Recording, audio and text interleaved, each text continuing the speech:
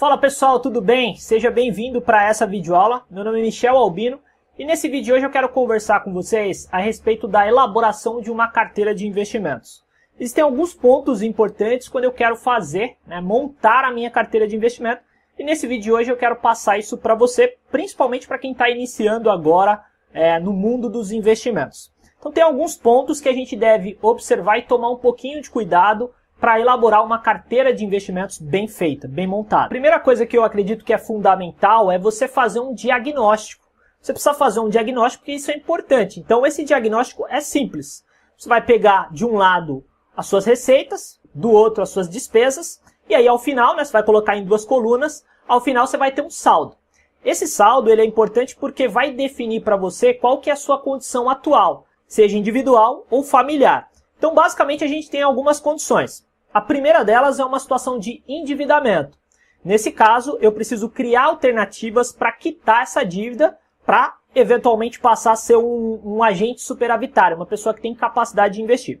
Segundo passo é o passo de inadimplência. Então esse também é um ponto de endividamento. Eu tenho uma dívida que eu já estou inadimplente, eu preciso me organizar financeiramente para sanar essa dívida. Essa avaliação também vai determinar se eu tenho um ponto de equilíbrio. Então às vezes eu ganho, as minhas receitas elas são iguais às minhas despesas. Então esse é um ponto legal, positivo, principalmente na condição atual que o país vive hoje, A gente tem, infelizmente, muitas pessoas que estão desempregadas, não possuem renda. Bom, o quarto ponto é o ponto do poupador. Essa pessoa já tem uma condição de poupar dinheiro, mas ela ainda não se enquadra em uma situação de investidor.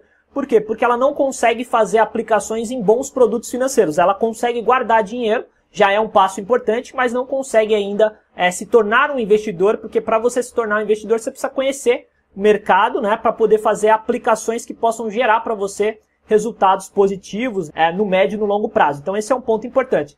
E o último ponto, o ponto do investidor. Nesse caso, ele já tem capacidade de poupança e também já começa a investir pensando no médio e no longo prazo para a formação de uma carteira, seja uma carteira previdenciária, para que no futuro você tenha uma renda passiva, seja eventualmente para fazer uma viagem, uma qualificação profissional, uma série de coisas. Então, esse é um ponto importante. Fazer esse diagnóstico é fundamental para que você possa iniciar uma possível elaboração de carteira. Beleza? Então esse é o ponto principal. Partindo para o segundo ponto aqui que a gente deve olhar nessa videoaula, é identificar em que fase da vida financeira eu me encontro. Então basicamente existem três fases.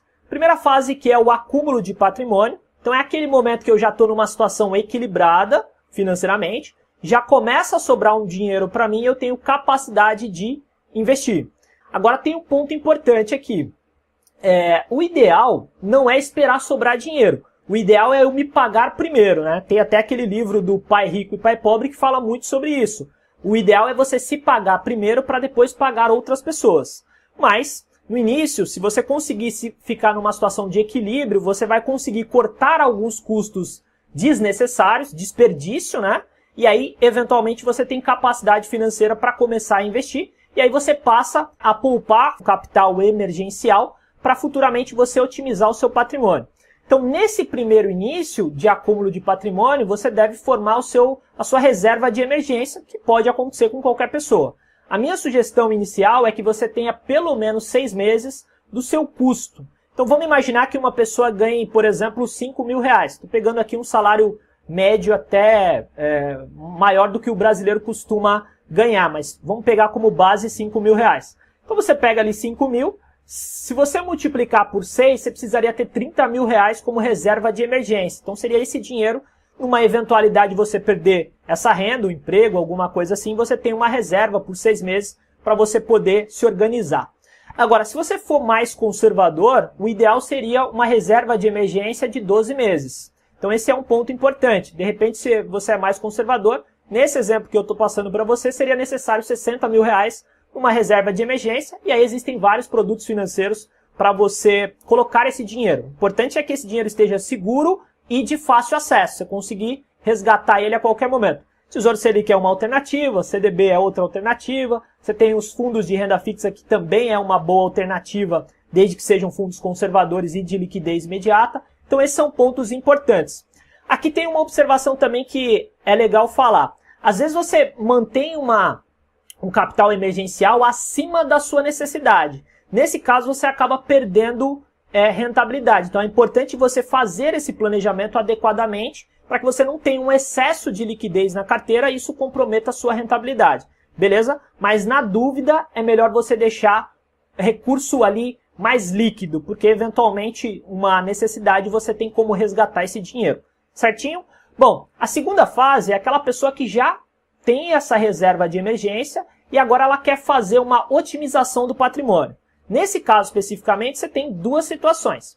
Você pode estender o prazo da aplicação, aí você perde liquidez, mas você aumenta a taxa de rentabilidade, ou eventualmente você estende o prazo de aplicação também e se coloca em aplicações que têm teoricamente, uma relação de risco e retorno positiva para você em relação, por exemplo, à renda fixa. Você vai tentar aplicar num produto de renda variável, que tem risco, mas que você está objetivando uma rentabilidade maior. Nesse ponto aqui também é importante você ter um horizonte de prazo um pouco maior, porque esses ativos no curto prazo podem eventualmente oscilar negativamente e se você precisar desse dinheiro no curto prazo, não vai ser o adequado. Você pode eventualmente precisar pegar esse dinheiro e ter prejuízo, no momento que você for resgatar.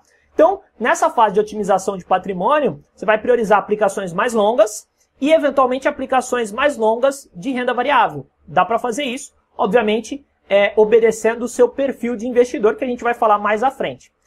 A terceira fase financeira da nossa vida é a fase de preservação do patrimônio. Na verdade, todas essas fases são fundamentais. A gente primeiro prioriza proteção e depois rentabilidade, independente do valor financeiro que eu tenho, porque eu sei que aquele valor foi acumulado com muito suor do meu trabalho. Então, primeiro eu preciso pensar na preservação e depois numa rentabilidade compatível com o que o mercado está oferecendo. Esse também é um ponto importante. Mas nessa terceira fase da vida, de repente, esse capital que você já acumulou é um capital que você acumulou durante toda a sua vida e hoje ele serve para manter o seu padrão de vida. Então, nesse caso, você precisa ter uma atitude mais conservadora, utilizando aplicações mais conservadoras para gerar para você uma renda passiva para suprir a sua necessidade de vida atual. Beleza? Bom, partindo aqui para a parte do perfil do investidor, a gente vai perceber que tem o perfil conservador, moderado arrojado e arrojado. Na verdade, o pessoal costuma utilizar 3 apenas, o conservador, o moderado e o arrojado. Eu particularmente coloco esse moderado arrojado porque entre o moderado e o arrojado tem um espaço muito grande aqui. Então é legal você ter alguma coisa intermediária ali para você não dar um salto tão grande assim. Aqui o ponto principal é o seguinte, eu tenho uma opinião em relação a isso. Esse perfil de investidor, ele é definido, na minha concepção, de acordo com o grau de conhecimento que o investidor tem. Então, às vezes você pega um investidor que vem do banco, está aplicando, por exemplo, em produtos conservadores, de repente na poupança, em um fundo, de repente ele preenche um questionário, dá como ele tem perfil moderado ou arrojado, mas ele não tem conhecimento suficiente para saber exatamente como funcionam aqueles produtos mais arrojados. Então, acaba ele levando um susto, de repente, por uma oscilação de mercado. Então, a minha sugestão é, se você está começando agora, começa com uma carteira conservadora e à medida que você for aprendendo mais sobre investimentos, você vai mudando essa carteira, Você vai tornando ela mais arrojada. Então, você vai selecionar produtos moderados, depois produtos moderado arrojado e por último, quando você tiver um conhecimento mais apurado de mercado, você começa a adicionar na sua carteira produtos mais arrojados, desde que você entenda o risco desses produtos.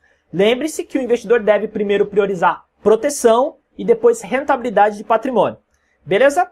Bom, outro ponto importante que a gente deve definir nessa elaboração inicial da carteira é a questão do prazo. Esse é um ponto fundamental porque ele vai estar intimamente ligado com o seu potencial de rentabilidade. Quando a gente abre mão de liquidez, estende mais o prazo, eu consigo pleitear uma rentabilidade maior.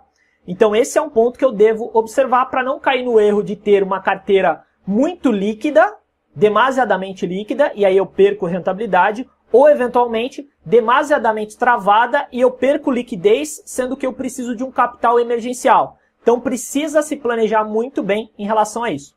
Algumas aplicações de curto prazo, para 2 anos, eu sugiro você priorizar ativos que são isentos de imposto de renda. Então você tem LCI e LCA. Nesse curto prazo, você não vai priorizar aplicações mais arrojadas, por exemplo, fundos multimercados ou fundos de ações. Justamente por aquele motivo que eu mencionei. Se você precisar resgatar esse dinheiro, Eventualmente, você pode dar sorte de estar muito bem valorizado, mas não vale a pena contar com a sorte. De repente, a sua carteira se desvalorizou e você precisa daquele dinheiro emergencialmente, então não vale a pena pensar em relação a isso. Aplicações de médio prazo. Então, médio prazo, na minha concepção, compreende de 2 a 5 anos, e aí você pode utilizar produtos de renda fixa e até, eventualmente, fundos multimercados. E aplicações de longo prazo acima de 5 anos. Então, você aí já começa a utilizar, por exemplo, títulos do Tesouro atrelado ao IPCA, né? Você tem a possibilidade de utilizar fundos de ações, etc., fundos multimercados e por aí vai. Então, toma cuidado na escolha de ativos de risco para curto prazo, mesmo que a gente tenha um cenário otimista baseado nas análises que a gente tem de mercado. Esse é um ponto bem importante, porque aqui no Brasil a gente não sabe o que pode acontecer do dia para a noite, esse cenário eventualmente pode mudar. E você, como investidor, não tem como lidar com essa variável. Essa é uma variável incontrolável. O que você pode lidar é com o teu capital. Então, é importante você colocar o teu capital nas proporções adequadas para que, se você eventualmente precise desse dinheiro, ele esteja disponível com segurança. Aqui tem o último ponto que eu considero importante. Então, depois que você formula a tua carteira, é importante você, claro, acompanhar essa carteira de investimentos para ver se ela está tendo uma rentabilidade compatível com o risco que você assumiu dessa carteira. Então, se é uma carteira conservadora, de repente ela vai trabalhar entre 110 e 115 do CDI. Uma carteira mais moderada, de repente entre 120 e 130. E uma carteira mais arrojada, acima de 130 do CDI. Então aqui tem um ponto importante, né? Não ficar mudando a carteira toda hora por conta de uma mudança no cenário econômico. Se você está mudando a carteira toda hora, significa que ela não foi bem elaborada. Isso vai ser ruim para você no médio e longo prazo, porque você vai ter um giro operacional maior, né? Você vai liquidar posições que eventualmente vai pagar imposto antecipadamente, e aí depois você vai ficar trocando de investimento, paga spread, paga taxa, isso vai ser ruim para você no médio e no longo prazo. Então essa formulação de carteira, ela deve ser feita tentando identificar qualquer tipo de cenário que ocorra no nosso mercado, seja um cenário de alta de juros, de baixa de juros, de mercado de ações em alta ou de baixa. Então você vai formular essa carteira dessa forma, blindando qualquer cenário para que mais para frente você não precise ficar mudando frequentemente essa carteira. Então o ideal é você observar os seus investimentos de 6 em 6 meses, né? Janelas de 6 em 6 meses, para deixar o dinheiro realmente, depois de aplicado corretamente, rentabilizar, né? Para que você possa se beneficiar dos juros compostos. Tá bom, pessoal? Então, essa videoaula é isso, videoaula de hoje. Se você quiser conhecer um pouco mais sobre o nosso trabalho, eu vou deixar um link aqui embaixo na descrição. Lá você vai clicar, vai colocar o seu nome e seu e-mail e vai ser direcionado para uma página nossa onde eu apresento uma videoaula especial. Nessa videoaula eu vou te mostrar como analisar qualquer tipo de investimento de uma forma simples, rápida e eficiente. Tá bom? Então lá você tem uma planilha que eu vou te mostrar exatamente como você pode analisar qualquer tipo de investimento.